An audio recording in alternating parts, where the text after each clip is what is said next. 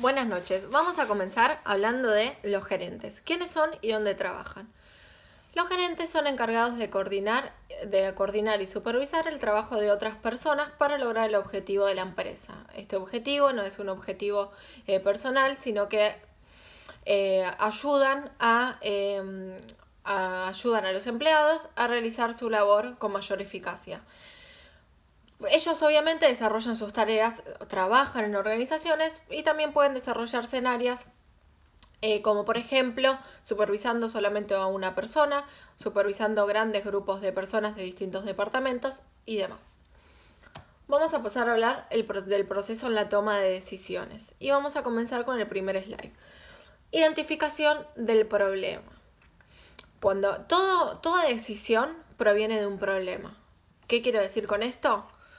Cuando toda decisión proviene de un problema, lo que quiero decir es que cuando es, por ejemplo, el lugar en donde nos posicionamos nosotros y hacia dónde queremos llegar. El problema sería cómo logramos llegar hacia ese objetivo. Entonces, vamos a comenzar con la identificación del problema. Luego vamos a pasar a identificación de los criterios de decisión. La persona que va a tomar esta decisión va a analizar los criterios más relevantes que para llevarnos a cabo a cumplir este objetivo. Luego vamos a pasar a ponderación de los criterios. Obviamente no todos los criterios tienen la misma relevancia y la misma importancia.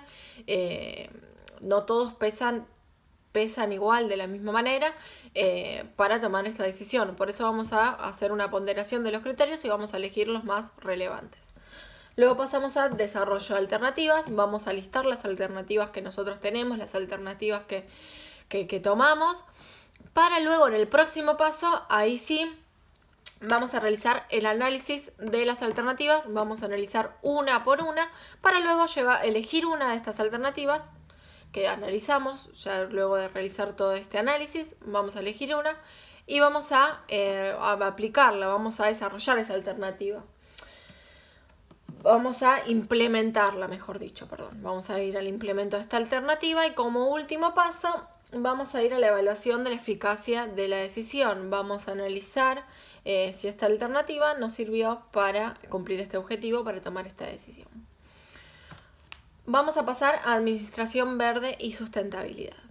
A finales de la década de 1960, poca importancia se le brindaba, poca importancia a los individuos, los grupos y las organizaciones le brindaban al medio ambiente. Luego de lo único que veíamos como que alguna importancia que le daban era la de no arrojar basura. Luego de varias catástrofes medioambientales, se creó, digamos, como más conciencia sobre esto y los gerentes hicieron más hincapié en ver cómo a través de sus decisiones afectaban o no el medio ambiente. Lo que a esto lo llamamos administración verde. Y vamos a ver varias maneras de cómo identificar estas organizaciones si participan de esto o no. Tenemos como primer paso, lo podemos llamar el primer paso legal o el verde más claro, que son las organizaciones que poco exhiben interés sobre el medio ambiente. ¿Sí? Solamente cumplen con lo legal, pero no van más allá. Luego tenemos una próxima faceta que la podríamos llamar como verde más oscuro, que son organizaciones que cuidan a sus consumidores, que con sus productos cuidan, pero solamente a sus consumidores, a sus clientes. Luego pasamos a una tercera faceta, que son las organizaciones que ya cuidan a una comunidad. Y por último, a las organizaciones militantes. Las organizaciones militantes son las que militan para crear una conciencia en todos, aparte de los clientes y de la comunidad en general, en organizaciones también, para que militan para crear conciencia sobre el medio ambiente, como por ejemplo Greenpeace.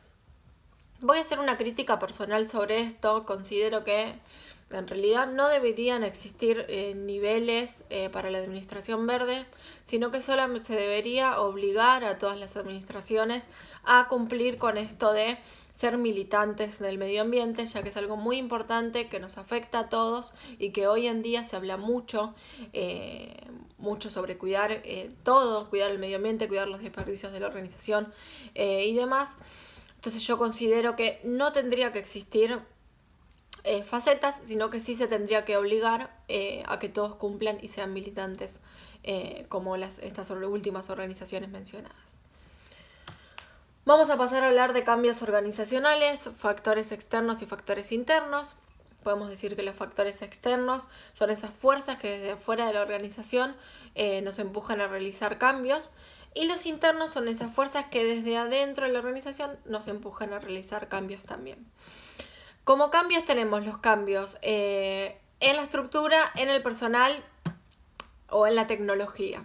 Como cambio en la estructura, por ejemplo, pueden ser cambios quitando los niveles jerárquicos. En la tecnología pueden ser cambios, por ejemplo, renovando las maquinarias de trabajo.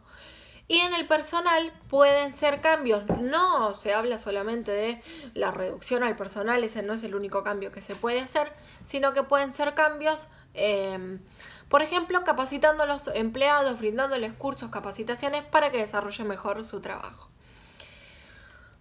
Voy a tomar un poquito de aire, vamos a seguir.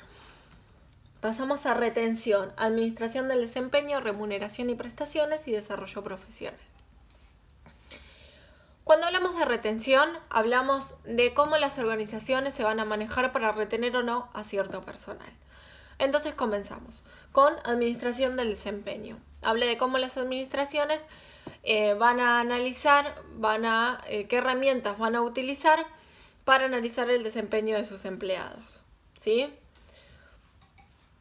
Luego pasamos a remuneración y prestaciones. Habla de cómo las organizaciones van a determinar el salario de sus empleados. Si lo van a hacer guiándose por otras empresas o van a crear una política propia de, por ejemplo, abonar por bloque de trabajo y demás. Y luego pasamos a desarrollo profesional. Cuando hablamos de desarrollo profesional, por ejemplo, cuando en las organizaciones vemos que una o varias personas, digamos, le vemos un futuro dentro de la empresa, vemos que pueden desarrollar una carrera dentro de la misma, que nos pueden brindar cosas positivas para nuestra organización y queremos que desarrollen carrera dentro de la misma, es importante que lo sepan para que se esfuercen en conseguir ese objetivo. Perdón, profe, que me muevo, lo que pasa es que para que se me vea la cara con la compu me tengo que estar agachada y tengo un dolor de rodilla bárbaro. Seguimos. Administración científica de Taylor. Cuando hablamos de la organización científica de Taylor, vamos a hablar de que Taylor, con sus procesos que Taylor revolucionó los procesos tradicionales de trabajo a través de métodos científicos. Lo innovador de sus métodos es que eran aplicados a la ingeniería. Él realizó experimentos con respecto a la utilización de maquinarias y materiales de trabajo, lo que los llevó a desarrollar un sistema coordinado para la administración de plantas. Sí, y ahora vamos a hablar de los 4 principios principales por esta organización de plantas, ¿sí? Y comenzamos con organización científica del trabajo. Hablaba de reemplazar los métodos ineficientes de trabajo y así evitar la simulación de trabajo. Luego pasamos a selección y entrenamiento del trabajador, que era seleccionar al personal adecuado dependiendo de sus características, esto es muy importante, dependiendo de sus características al puesto que requiere. Lo que hacían antes los trabajadores eran ellos mismos elegir el propio trabajo que iban a hacer y tratar de resolverlo por sí solos. Y acá voy a contar una experiencia personal. En mi trabajo anterior, lo que a mí me pasó fue eso. No se fijaron mis características y no me entrenaron, digamos, para el puesto donde yo me tenía que desarrollar. Simplemente me sentaron en una silla y yo tuve que resolver todo y aprender por mí misma. Esto es muy loco porque, bueno, ya hace varios años que se viene analizando esto de la administración como realizó Taylor, y es muy loco que hoy en día siga pasando, pero bueno, me pasó.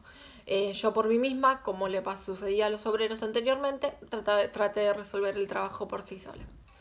Luego vamos a hablar de cooperación entre directivos y operarios. La idea de esto era que el interés del obrero sea el mismo que del empleador.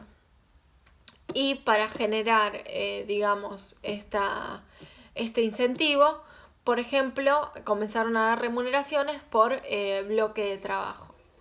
Luego vamos a pasar a responsabilidad y especialización de los directivos en la planeación del trabajo. Se hablaba de que los gerentes se encarguen del trabajo mental, de la planeación y del trabajo mental, y los obreros del trabajo manual. Porque lo que sucedía antes es que a los obreros se ocupaban de todo y, digamos, vamos a decir, se cargaban el trabajo a sus espaldas y toda la responsabilidad recaía sobre ellos. Entonces, para lograr una mayor eficiencia y tareas más determinadas, realizaron la diferencia entre lo que serían los gerentes, el trabajo que va a realizar el gerente y el obrero, ¿sí? Vamos a hablar de las funciones básicas, Vamos a hablar de las funciones básicas de la empresa. Lo que decía Henry Fayol era que que las funciones básicas de la empresa se podían dividir en 6 funciones básicas. Perdón por la redundancia. En 6 funciones básicas. Y comenzamos con la primera. Operaciones técnicas, que hablaba de todas aquellas operaciones con respecto a la fabricación de bienes o servicios que iba a realizar la organización.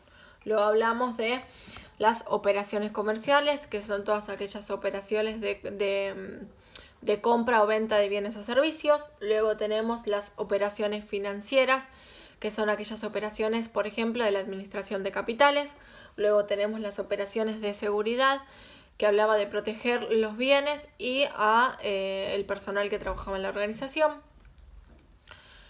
Luego pasamos a operaciones contables, lo que decía Fayol, que una contabilidad exacta y bien llevada es fundamental para una organización, y habla básicamente de los balances de la empresa y demás, de los asientos contables y demás.